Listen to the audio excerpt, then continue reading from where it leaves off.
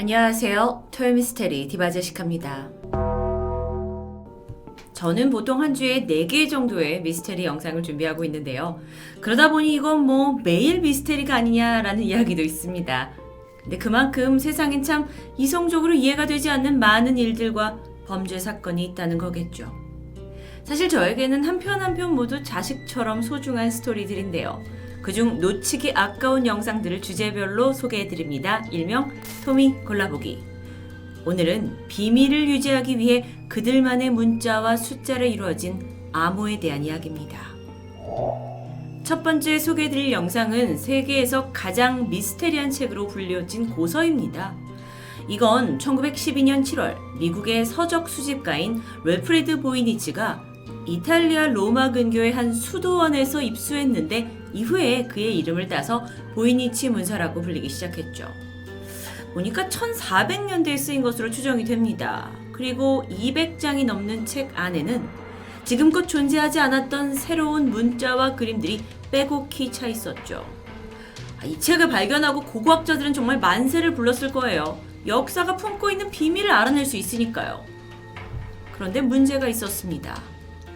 보이니치 문서가 발견된 지 100년이 지난 지금까지도 그 어떤 누구도 내용을 해석할 수 없다는 겁니다.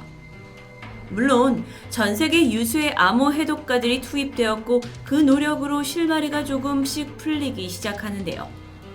보이니치 문서가 품고 있는 신비로운 미스테리, 위에 카드를 클릭하시면 만나보실 수 있습니다. 또는 밑에 더보기 칸에 정보가 있으니까 이 영상을 다 들으시고 가장 흥미로운 걸로 바로 이동하시면 되겠죠. 다음 영상은 신비로운 성당에 관한 이야기입니다. 스코틀랜드의 작은 시골 마을에 위치한 로슬린 성당. 이곳은 화려한 내부 장식과 조각들로 많은 관광객들의 발길이 이어지고 있는 곳인데요. 그런데 이상하게도 유독 이 성당에서는 관광객들이 분위기에 압도돼서 실신을 하거나 환영을 보는 일이 빈번히 발생했습니다. 그러던 1980년 성당 내부에서 있던 관광객 중 한 명이 알 수 없는 이유로 기절했다 깨어나는 일까지 벌어지죠. 그 관광객이 바로 토마스 미첼이었습니다. 그는 영국 출신의 암호 해독가인데요. 이 경험 이후 미첼은 로슬린 성당에 숨겨진 무언가가 있다라고 믿게 되었고 그 끈질긴 추적으로 인해 성당이 간직하고 있던 비밀스러운 암호가 드러납니다. 과연 무엇이었을까요? 이거 보시면 사실 여태까지 생각지도 못했던 암호가 이 건물 전체에 있다라는 걸 아시게 될 텐데요. 카드를 클릭하시고 함께 만나보시죠. 1920년대 서양에서는 죽은 영혼을 불러낸다는 강령술이 큰 인기였습니다. 한편 그 당시에 탈출 마술의 대가로 불리던 전설적인 마술가 해리 후디니는 강령술을 믿지 않는 아주 대표적인 사람 중 하나였죠.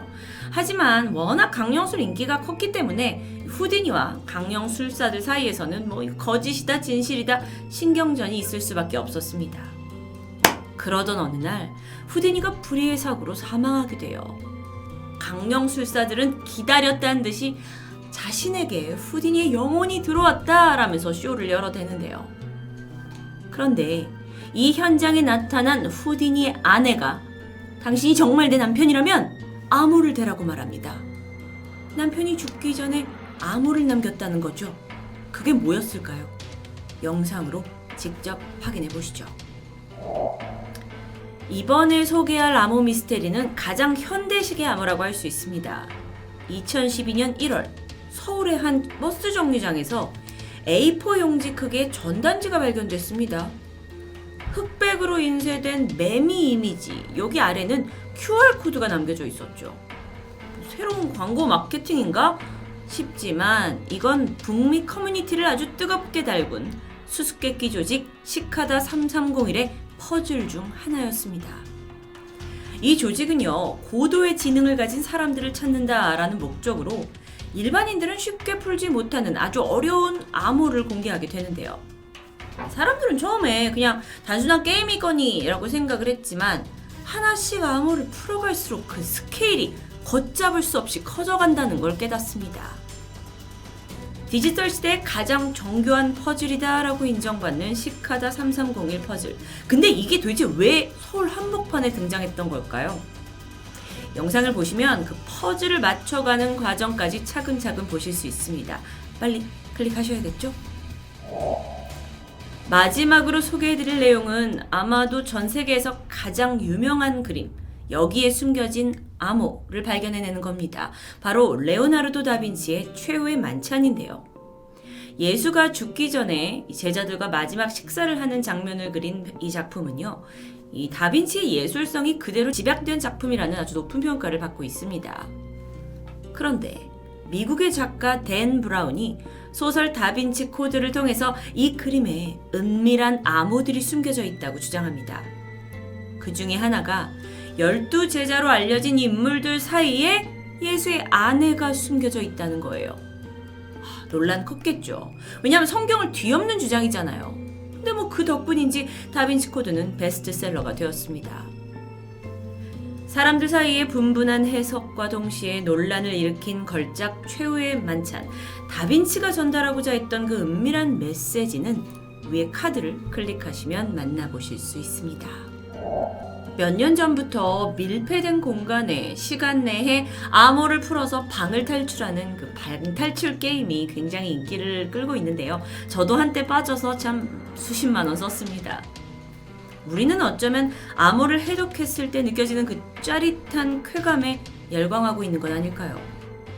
그리고 지금도 전 세계 어딘가에는 누군가 풀어주기를 기다리고 있는 미스테리 암호들이 여러분을 기다리고 있을 수도 있습니다. 지금까지 토미 골라보기 디바제시카입니다.